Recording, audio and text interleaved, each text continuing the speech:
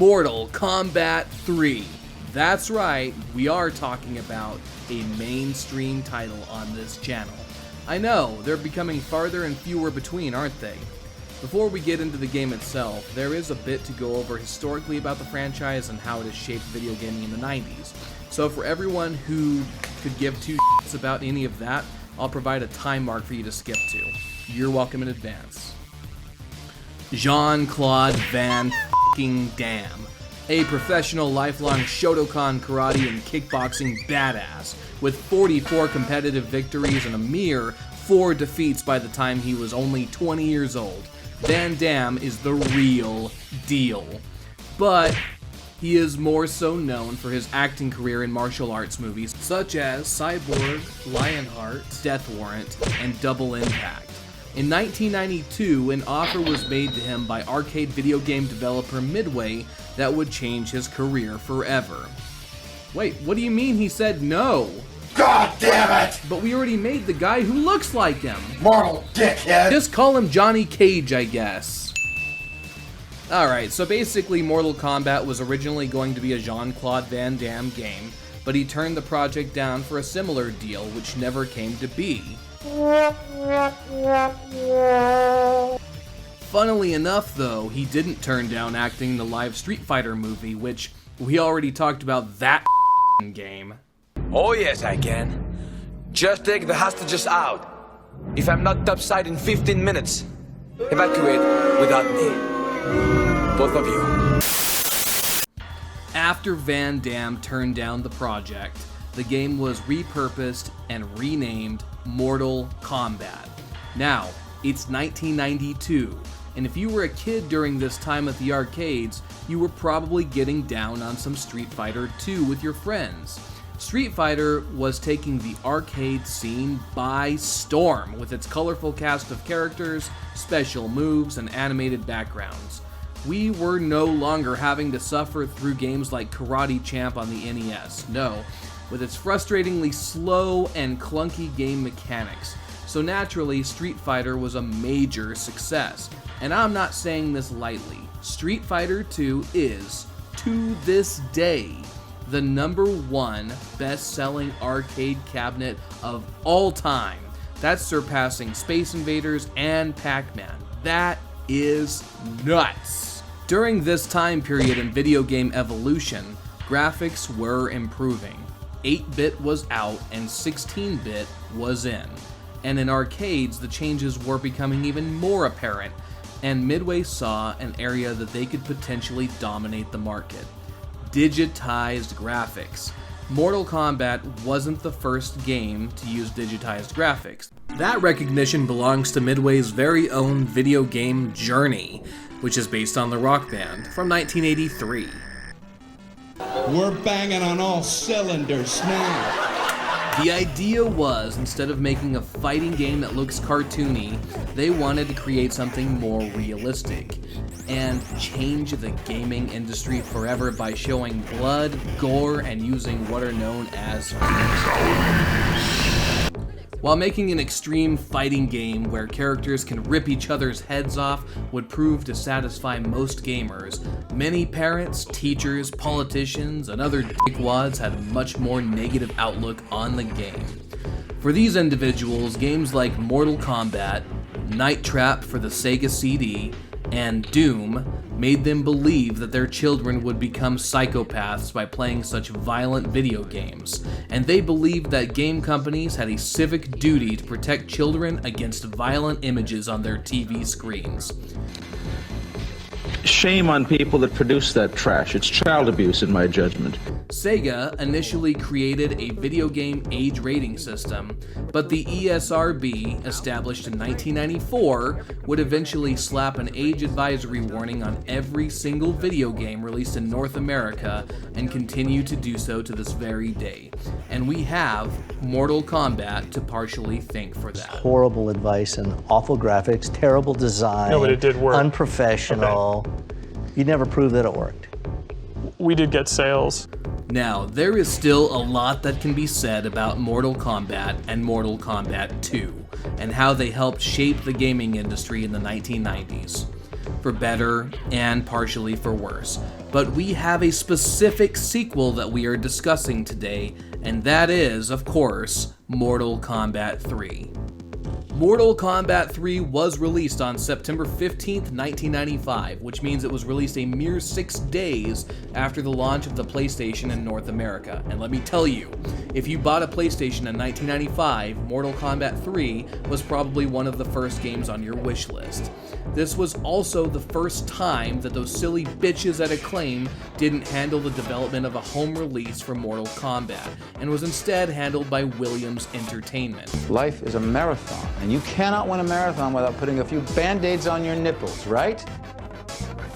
Which Williams Entertainment acquired Bally Midway in 1988, therefore it was basically like having the same company who made the arcade game make the home port. Mortal Kombat 3 was released for just about every popular home video game console, and yes, even for the MS-DOS. But again, we are focusing only on the PlayStation version for this video, so without further ado, let's get to the game. Growing up in the 90s, fighting games weren't really my cup of tea. I feel like they were more appealing to teenagers hanging out after school, especially because some of my friends and I weren't allowed to play games with a mature rating. How old are you? 22. You certainly are. This is also the 4th fighting game from PlayStation's first year that I get to talk about, and I know that there are at least 2 more. Anyway, we fire up this bad boy and immediately notice just how simple of a setup this game has. We can jump right into the Mortal Kombat or configure the sound and controller, and that's pretty much it. At first, I didn't know if there was a 2-player mode, but there is. The second player has to press start, and when we select combat, a second selection can be made concurrently with the first. Before we get into the characters, let's discuss the story. Page 9 in the instruction manual reads, "Earth is no longer free. An unearthly power, nearly invincible, has overwhelmed the planet. For over 10,000 years, Shao Kahn, ruler of the Outworld, has grieved for his lost queen Sindel. Now she has awakened from her deathly sleep as a demonic warrior on Earth. With the reemergence of Sindel on Earth, the portal between Outworld and Earth is opened. From his Outworld throne, Shao Kahn reaches toward us. His hand is the claw of death. Shao Kahn has decreed that Earthlings shall no longer be masters of their bodies or their souls. He has taken the souls of almost all Earth people without their knowledge or consent. Consent spelled with a K, how cute is that, folks? So that no resistance should succeed, Shao Kahn has ordered troops of fierce Outworld extermination squads led by massive Centaurian Motaro to annihilate the chosen warriors of the Earth realm. You are one of those warriors. You and only a very few others, what kind of wording is that, are strong enough to destroy Shao Kahn's evil. What's more, you have the desire, but be warned, your souls are protected, but your bodies are not. But enough time has been wasted. Go now and accept the challenge of Mortal Kombat. Enter into darkness in order to retrieve the light, if it still exists, that is. Are you ready to shred your total being, body, and soul for the sake of others? Prepare. Shao Kahn's minions are waiting. Maybe I need to be more open-minded about video game storylines from this era because my instinct is to say that it sounds like a child wrote it. But to be fair, so do most games from this era. There is no opening cinematic either. When you play the game, a screen with writing appears. It's so true to the arcade game that I honestly can't find anything wrong with that. Now, there are 14 characters to choose from, and I usually go on a rant about how the game I'm reviewing's characters are uninspired, but I won't say that here because they're honestly kind of badass. One gripe many Mortal Kombat fans have about this installment is that there are not a lot of characters from the first two games. In fact, let's see who's here from previous installments. We have, from the first game, Liu Kang, Shang Tsung, and Sub-Zero. And then from the second game, Jax, Kung Lao, and Shao Kahn. Shao Kahn is the last boss and not a playable character, for the PlayStation 1 version anyway. So altogether, we only have 5 returning of the 14. This is due to a dispute between the character actors and Midway for, you guessed it, money! Money makes the world go around, the world go around, the world go around. Our new characters in this installment are Sindel, Kano, Sonya, Striker, Cyrax, Sector, Nightwolf, Shiva, and Cabal. We are also introduced to non-playable character Motaro, who is the second to last boss.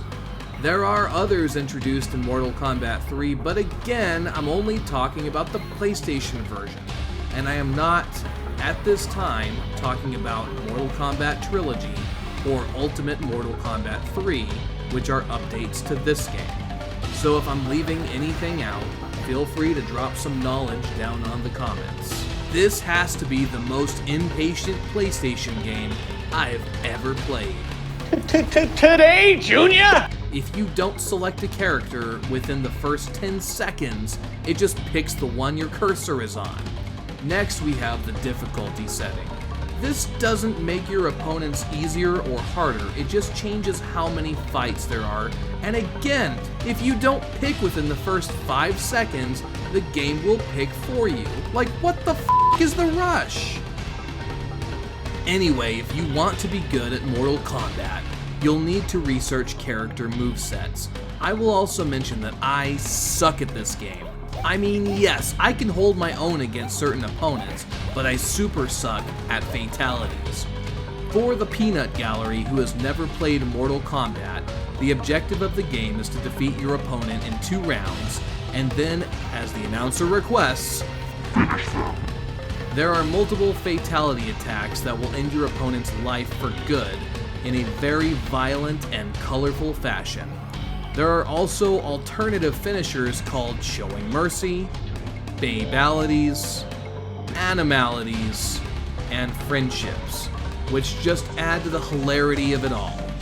If you play the way I do, you'll probably just punch them in the chest and knock them over because none of these moves are easy to do, and when the time comes to pull this maneuver off, you're caught off guard, and just like anything else in this game, if you wait around for more than 2 fucking seconds, you're too fucking late.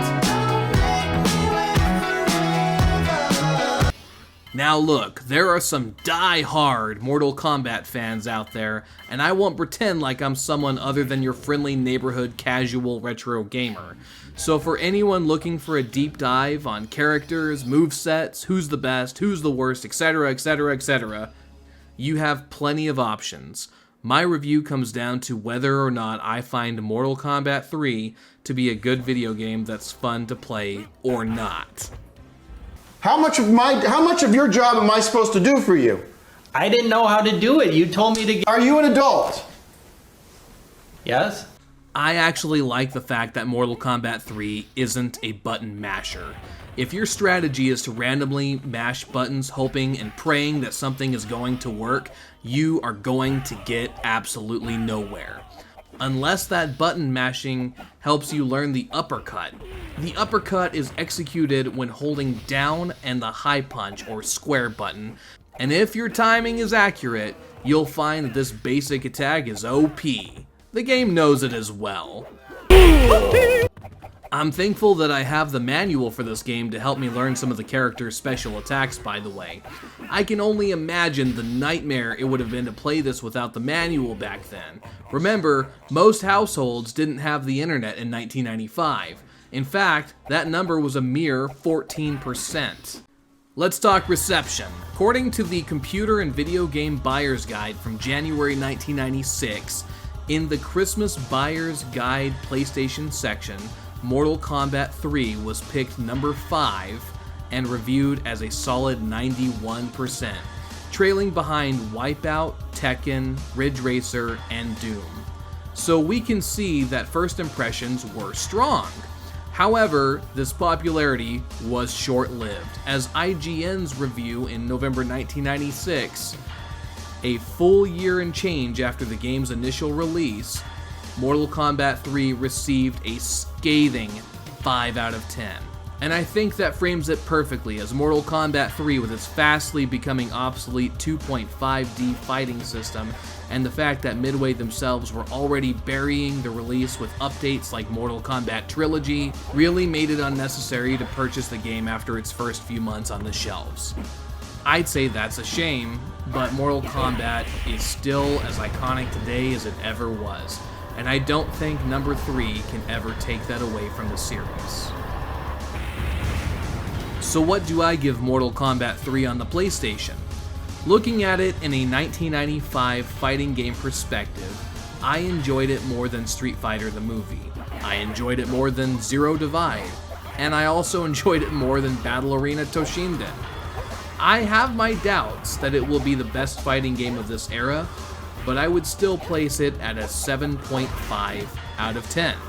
I feel like, for me to give it a solid 8, I would want to see more than just a short fighting game. And this is a hurdle for most games of this era. They are short and sweet. Is that a bad thing? No. But it also doesn't prove to anyone just how awesome Sony's hardware was either.